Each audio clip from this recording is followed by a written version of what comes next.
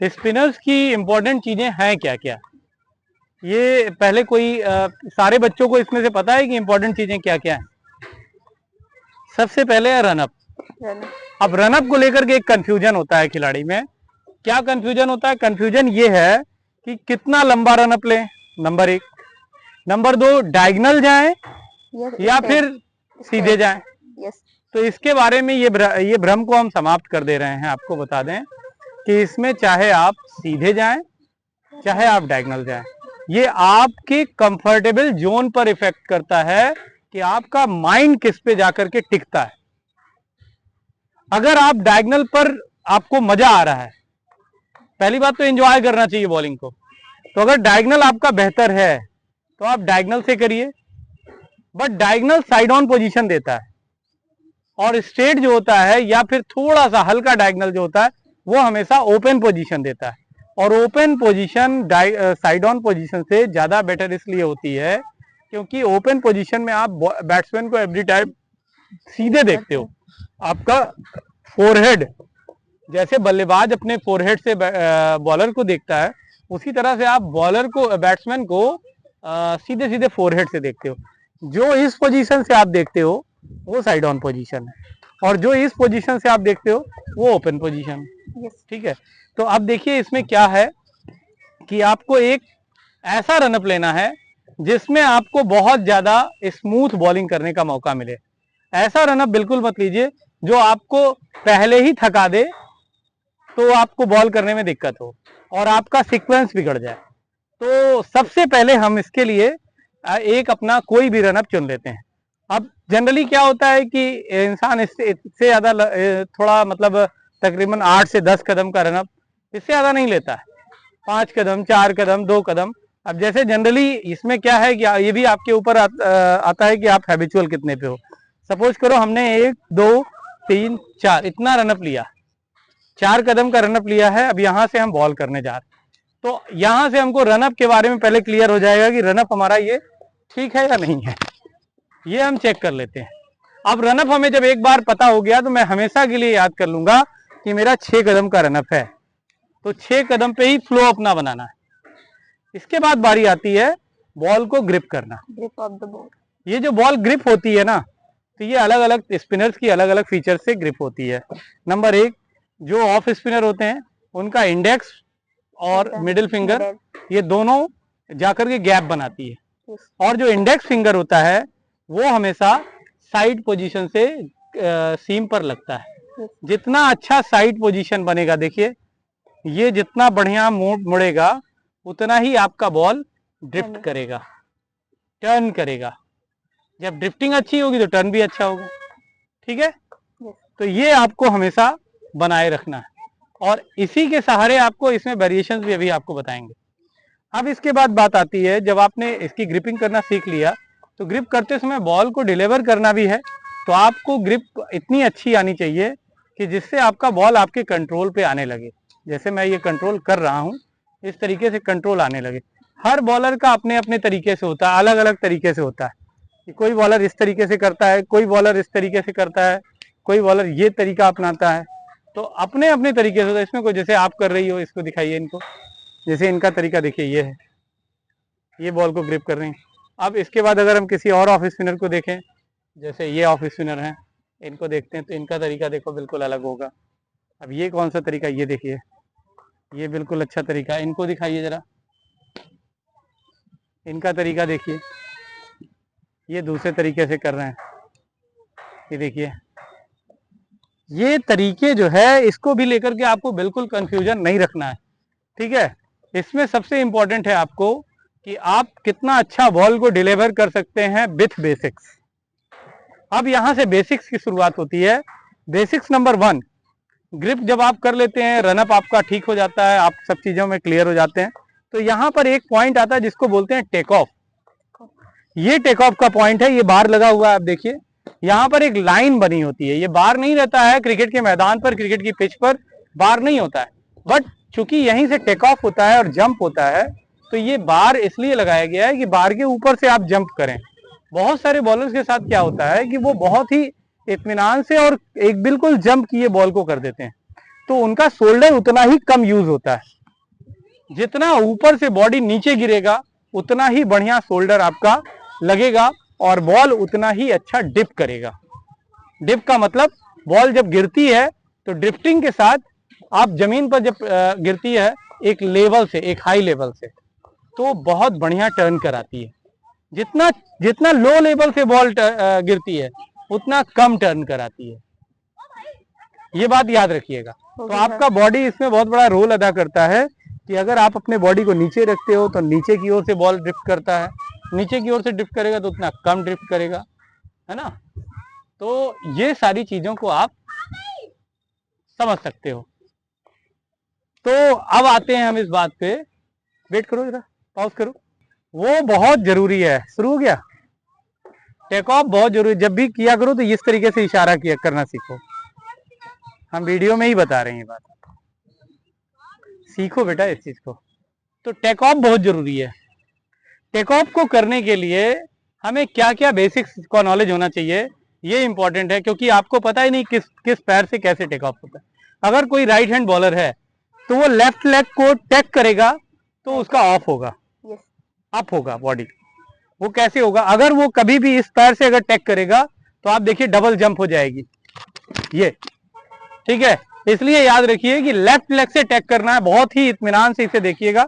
और जितने भी दर्शक हमारे देख रहे हो वो बिल्कुल इसको इत्मीनान से देखें और समझ जाएंगे कि टेक ऑफ कितना इजी होता है। जिसका भी डबल जंप होता है वो इस टेक ऑफ को सीखने के बाद कभी भी डबल जंप नहीं करेगा। ये सिंपल सा तरीका होता है। आप लेफ्ट लेग को यहां रखिए जहां से आपको टेक ऑफ करना है। लेफ्ट लेग को रखने के बाद आप इसी पर जंप मार दीजिए तो आपका टेक ऑफ क्लियर हो जाएगा। ये देखिए, ये सेम पोजीशन एक बार फिर से देखिएगा। ये लेफ्ट लेग आगे की ओर गया और लेफ्ट लेग पर आपका वेट ट्रांसफर हो रहा है, और जैसे ही वेट ट्रांसफर होने के बाद जंप करोगे इससे तो ये पोजीशन आ जाएगी, ठीक है। लेफ्ट लेग को जैसे ही हम जंप करेंगे और जब आगे ले जाएंगे अपने बॉडी को, तो राइट लेग आपका जमीन पर गिरते ही लेफ्ट लेग फिर से ऊपर गिरेगा और नेक्स्ट पोजीशन होगी बॉलिंग को रिलीज करने के लिए। तो अब देखिए टेक ऑफ आपका क्लियर हो गया। टेक ऑफ को बार बार एक्सरसाइज में आप लाएं ये पोजीशन पर। देन अब आप रिलीज करने पर आइए। रिलीज करने के लिए जरूरत होती है आपको ये नॉन बॉलिंग आर्म के सही अलाइनमेंट बनाने को लेकर। तो नॉन बॉलिंग आर्म जब अलाइन करता है तो क्या होता है, देखिए यहां पर एक सिंक्रोनाइजेशन शुरू होता है, हैंड एंड लेग्स का कोऑर्डिनेशन, इसी को सिंक्रोनाइजेशन कहते हैं। जब आपका पैर ये चला, जब ये उठेगा तो आपकी लोडिंग होगी। ये देखिए आपका लेफ्ट लेग उठेगा तो लोडिंग होगी, ठीक है। और लोडिंग में हमेशा याद रखिए कि लोडिंग आपकी जब अच्छी होगी तो जाहिर सी बात है आपका शोल्डर भी अच्छे से लगेगा। तो ये लेफ्ट लेग के साथ आपकी लोडिंग होगी। देन आपका ये जब डाउन पोजीशन पर जाएगा तो नॉन बॉलिंग आर्म भी डाउन पोजीशन पर जाएगा। ये देखिए, ये अब नॉन बॉलिंग आर्म को कुछ लोग क्या करते हैं, यहीं से गिरा देते हैं। आपको हमेशा ऊपर से गिराना है नॉन बॉलिंग आर्म। क्यों? क्योंकि जब आप ऊपर से नॉन बॉलिंग आर्म गिराते हो ना, तो आपके सामने जो टारगेट होता है यानी बल्लेबाज, उस बल्लेबाज को आप फोकस करते हो इससे अपने फोरहेड से, फोरहेड की पास से जो आई होती है उससे आप फोकस करते हो। किसको फोकस करते हो? एक बैटर को, बैट्समैन को फोकस करते हो कि उसे कहां बॉल गिरानी है। तो ये नॉन बॉलिंग आर्म आपका बड़ा इंपॉर्टेंट है। ये जब आपका पैर लैंड करता है उस दौरान होता है। अब ये लैंडिंग के दौरान आपका पैर कैसे होना चाहिए? बहुत सारे लोग क्या करते हैं, ऐसे कर लेते हैं, बहुत सारे लोग ऐसे कर लेते हैं। बेसिक्स क्लियर ना होने की वजह से ऐसा होता है। आपके पैर का जो लैंडिंग पोजीशन है वो हमेशा हल्का सा इनर एज लेते हुए होना चाहिए, जिससे रोटेशन अच्छा हो सके। तो जब आपके पैर का ये लैंडिंग ये होगा तो इसमें क्या होगा, इसको हम आपको पहले क्लियर कर दें कि इसका रोटेशन कैसे होगा। थोड़ा क्लोज करके दिखाइएगा। इसमें रोटेशन देखिए कैसे बनेगा। जब हम बॉल को रिलीज करने जाएंगे, केवल पैर दिखाइएगा आप, जैसे ही बॉल को रिलीज करने जाएंगे तो ये देखिए ये रोटेशन बनेगा, और ये रोटेशन आपकी बॉल में ड्रिफ्टिंग को बढ़ा देगा, ठीक है। तो अब हमने एक चीज तो सीख लिया कि नॉन बॉलिंग आर्म जब गिरता है तो पैर भी गिरता है। अब इसके बाद बारी आती है, ये जो आर्म है, जो बॉलिंग आर्म है, ये रिलीज पॉइंट से, रिलीज आर्म इसको बोलते हैं, ये जब रिलीज करता है तो क्या होता है, फिर एक सिंक्रोनाइजेशन होता है। वो होता है, देखिए पीछे वाला लेग हमारा ये इस वाले बॉल के रिलीज के साथ उठता है, ये देखिए ये, ठीक है। जैसे ही हमारा बॉलिंग आर्म एक्टिव हो जाता है बॉल को फेंकने के लिए टारगेट पर, वैसे ही हमारा ये वाला पैर उठ जाता है। और ये पैर क्यों किधर उठना चाहिए, ये हमेशा स्विंग नहीं करना चाहिए, ये अप करना चाहिए। अप करने से क्या फायदा होता है देखिए, और स्विंग करने से क्या नुकसान होता है। जब आप इसको स्विंग कराते हो तो आपका हाथ बहक जाता है। जब आप इसको अप करते हो तो आपका हाथ स्टिल चलता है। ये देखिए जैसे ही आपने इसको स्विंग किया तो ये आप स्टिल हो गए। और आप ही स्टिल नहीं हुए, आपका फोरहेड स्टिल हुआ। आपका टारगेट आपके आंखों के सामने होता है बिल्कुल। और जैसे ही आपने इसको थोड़ा सा स्विंग किया तो देखिए क्या होता है, घूम जाते हैं। ये जब आप स्विंग किए तो आपका बॉडी बिल्कुल पीछे हो गया। Yes sir. आप साइड ऑन हुए और अब आप यहाँ से साइड से देख रहे हो, यानी बॉल करते समय आपको डिस्टरबेंस होना तय है। आपका फेस हिल जाएगा और टारगेट आपकी नजरों से बिल्कुल ओझल हो जाएगा। Yes sir. जब टारगेट ही नहीं सामने तो बॉल कहाँ जा रही है आपको पता है, आप अनुमान से बॉल फेंक रहे हो। तो टारगेट सामने होना बेटर है। टारगेट सामने होने से आपको बॉल फेंकने में बहुत ही आसानी होगी। इसके लिए जरूरत होती है स्टिल पोजीशन, बैलेंस बनाने की। ये नॉन बॉलिंग आर्म पहले बैलेंस बनाता है। देखिए अब इसको पूरा हम कंटिन्यूटी के साथ करके दिखा रहे हैं। इसके बाद आपको फाइनली फिर से आपको अगर कोई क्वेश्चन है आपके पास तो उसे पूछिएगा। ये देखिए अब आपने बॉल को किया, ये जंप किया और ये देखिए, और यहां से आपका फॉलो थ्रू। अभी मैं फॉलो थ्रू के बारे में कुछ नहीं बताया हूं, लेकिन नॉन बॉलिंग आर्म जो भी सिंक्रोनाइजेशन था मैंने आपको बता दिया। एक बार फिर से रिवाइज कर दे रहा हूं उसको। यहां से जैसे ही हम टेक करते हैं टेक ऑफ क्लियर होता है। ये देखिए ये टेक ऑफ हो गया हमारा। अब टेक ऑफ के बाद हमारा पैर लैंड होगा। पैर लैंड होने से पहले हमारा ये लोडिंग है, ये अप हुआ और ये भी अप हुआ। Then landing. लैंडिंग के दौरान ये थोड़ा सा क्रॉस रहेगा, यानी फाइनल की तरफ इसका फेस रहेगा, टो का आपके, ठीक है। और आपका non bowling arm still position पर, यहां से आप अपने टारगेट को देख रहे हो साइड से। और जब आपने इसके बाद नॉन बॉलिंग आर्म को गिराया, देखिए तो इसके साथ ही गिराइए non bowling arm.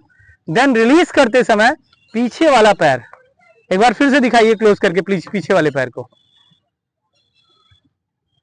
Non bowling arm को सॉरी बॉलिंग आर्म को जैसे ही रिलीज करेंगे, ये देखिए नॉन बॉलिंग आर्म ऊपर से नीचे आएगा और बॉल को रिलीज करने जब गए तो ये वाला पैर उठ गया।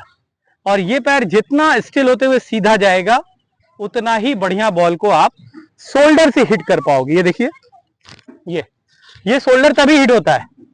अगर शोल्डर हिट हो गया आपका तो आपके बॉल में टर्निंग और ज्यादा होगी। क्यों? क्योंकि यहां से आपके जो ये फिंगर होते हैं ना, सारे फिंगर का कनेक्टिविटी शोल्डर के पास से होता है। क्यों होता है? क्योंकि जब आपकी ड्रिफ्टिंग होती है तो ये शोल्डर आप देखिए इसको यूज करता है पूरा, ठीक है। और शोल्डर जब यूज करेगा तो बॉल टर्न होगी। शोल्डर जब यूज करेगा तो आप टॉप स्पिन फेंक सकते हो। शोल्डर जब यूज करेगा तभी आप गुगली फेंक सकते हो, लेग स्पिनर्स के लिए खासतौर पर। तो इसलिए आप इस वेरिएशंस को अच्छा करने के लिए अपने शोल्डर्स का यूज करते हैं, रिस्ट का इस्तेमाल करते हैं, फिंगर का इस्तेमाल करते हैं। दो टाइप के स्पिनर्स होते हैं, एक रिस्ट स्पिनर होता है, एक फिंगर स्पिनर होता है। ऑफ स्पिनर जो भी बॉल करता है जनरली वो मैक्सिमम फिंगर स्पिनर होता है। तो फिंगर स्पिनर अपने तरीके से अलग तरीके से वर्क करता है, लेकिन रिस्ट स्पिनर जो होता है वो अपने बॉडी को और ज्यादा अलाइन करते हुए अच्छे से रिस्ट का इस्तेमाल करते हुए तमाम प्रकार के वेरिएशंस ऐसे फेंकता है जो बैट्समैन को स्ट्रगल कराता है, ठीक है। अब इस पॉइंट तक हम क्लियर हो गए, आपने देख लिया। अब इसके बाद हम फाइनल टच की तरफ चलते हैं, जहां से आपका फॉलो थ्रू भी इंपॉर्टेंट है। देखिए इसको थोड़ा सा दूर से दिखाइएगा।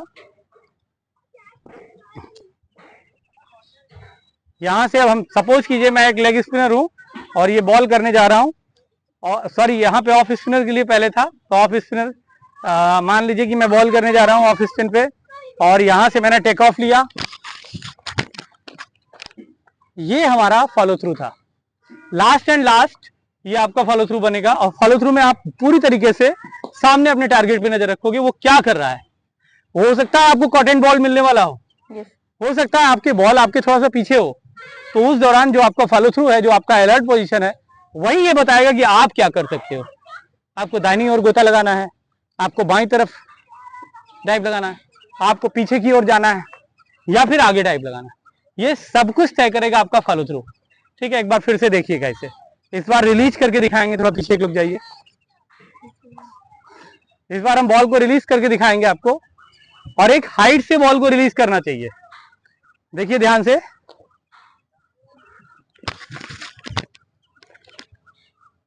यहां मैंने अपना शोल्डर रोका था क्योंकि हम अपने पार्टनर को बॉल को रिलीज कर रहे थे, तो इसलिए इसको ध्यान में रखने की जरूरत है कि जब आप बॉल को रिलीज करेंगे तो आपका सारा अलाइनमेंट एकदम करेक्ट होना चाहिए। आप मेरे पैरों को देखिएगा, जो जो मैंने बताया है उसे एक बार दिमाग में रख करके देखिएगा कि बॉल का रिलीज कैसे हो रहा है।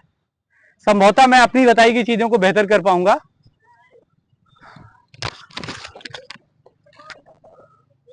इसमें सारी चीजें मेरे ख्याल से कंप्लीट हैं। आप वीडियो में देखेंगे आपको बेहतर समझ में आएगा, वैसे आप लाइव देख रहे थे तो आपको बेहतर समझ में आ रहा था। अब जरा आप एक एक करके दिखाइए मुझे। चलिए come on, first,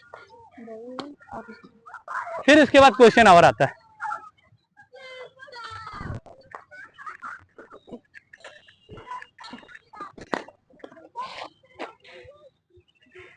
next player तैयार रहिएगा। रिलीज करिए, रिलीज। नेक्स्ट प्लेयर तैयार रहिए, तुरंत तुरंत, क्योंकि वीडियो ऑन है, लाइव पे है।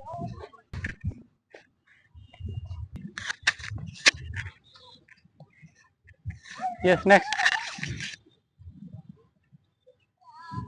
लेके आओ, कोई और बॉल थोड़ी ना लेने जाएगा बेटा।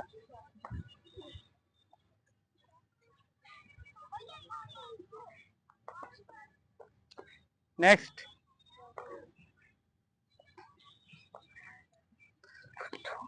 अब मैं आपको बता दें कि आपके साथ साथ, आपकी बॉलिंग के साथ साथ व्यूअर्स भी आपको देख रहे हैं कंटिन्यू, क्योंकि मैंने बहुत सारी चीजें बताई है, तो सारे दर्शकों की नजर होगी कि क्या आपने इन बातों को ठीक ढंग से देखा और किया है, एग्जीक्यूट कर पा रहे हैं कि नहीं कर पा रहे हैं, ये देखने वाली बात है। Yes, come on. अब देखिए, इसमें इनका रोटेशन बहुत ही अच्छा हुआ, बट नॉन बॉलिंग आर्म 0 रहा है, तो ये बड़ी इंपॉर्टेंट बात है। Yes, come on, fast fast.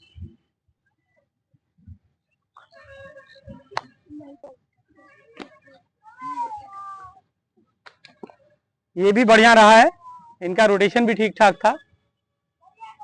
चलिए नेक्स्ट, हो गया, फिनिश।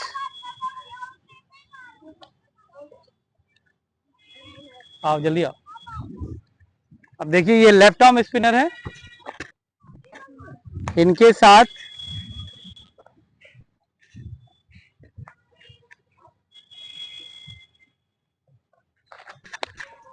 ये बढ़िया, लेकिन आप बिल्कुल स्टंप के सामने आ गए। बॉल फेंकने के बाद आप स्टंप के सामने, ऐसा हुआ। चलिए, इसने देख ली और समझ ली, बाकी चीजें हम आपको क्लियर करके बता दे रहे हैं कि इसमें जब आप गेंदबाजी कर रहे हो ना, तो आपको तनाव जरा सा भी नहीं लेना है, क्योंकि बॉलिंग एक ऐसा एंटरटेनमेंट है ना क्रिकेट का, जो बहुत ही कम लोगों के पास होता है। बॉलिंग को जितना सीखा जाता है, जितना बेसिक्स उसके सीखे जाते हैं, उससे कहीं ज्यादा उसे एंटरटेन किया जाता है एज ए गुड रीडर। अगर आप एक अच्छे थिंकर हो, एक अच्छे रीडर हो, और आपको बल्लेबाजी के सारे गुण पता हैं, तो आप बैट्समैन की कमजोरी को बहुत ही अच्छी तरीके से रीड कर सकते हो।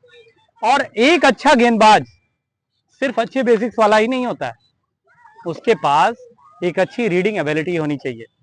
अगर आपको बल्लेबाज के बारे में, उसकी वीकनेस के बारे में तब पता होगा जब आप बल्लेबाजी के गुण जानते होगे। और बल्लेबाजी के बारे में अच्छी थिंकिंग अगर आपके अंदर, आप भले ही बल्लेबाजी अच्छी ना कर पाए, डजंट मैटर, बट आपको बल्लेबाजी के सारे गुण पता होना चाहिए। बल्लेबाज क्या कर रहा है और आप कौन सी गेंद ऐसी फेंकोगे जिससे बल्लेबाज वीक हो जाएगा, या फिर बल्लेबाज की स्ट्रेंथ पे कैसे हम उसे डिफीट दे सकते हैं। जब ये सारी चीजें आप कर लोगे तो आपके साथ एक प्लस पॉइंट होगा कि आप जो यहाँ पर अपने बेसिक सीख रहे हो वो आपके लिए डबल फायदा देगा। लेकिन इसके बाद भी मैं सारे खिलाड़ियों को इस बात के लिए आश्वस्त कर रहा हूं कि कोई भी गेंदबाज अपनी बेसिक सीखने के साथ साथ कभी इस बात के लिए ना मायूस हो कि थोड़ा बहुत चीजें उसके साथ नहीं हो पाई, क्योंकि आपको सारे पॉइंट्स बता दिया गया है। आप एकेडमी में हर चीज को देख रहे हो, सीख रहे हो, सब कुछ समझ रहे हो, करना भी आप ही को है। बट अगर कभी कभी कोई ऐसी चीज जो मिस हो जा रही है आपसे, किसी वजह से मिस हो जा रही है, तो उसको लेकर के इस तनाव में मत रहिए कि मेरे साथ ऐसा नहीं हो रहा है। जैसे बहुत सारे खिलाड़ियों को मैंने देखा है कि वो बताते, सर मेरा रोटेशन नहीं अच्छा हो रहा है, सर मेरा जो है ड्रिफ्टिंग अच्छी नहीं हो रही बॉल की, मेरा शोल्डर नहीं यूज हो रहा है। आपका सेंस कितना यूज हो रहा है, ये इंपॉर्टेंट है एनी स्पिनर के लिए। आपके बॉल में अगर टर्न कम है और आपके बॉल के पास, आपकी बॉलिंग में वेरिएशंस हैं, तो कम टर्न पर भी वेरिएशन से आप बल्लेबाज को डिफीट दे सकते हो।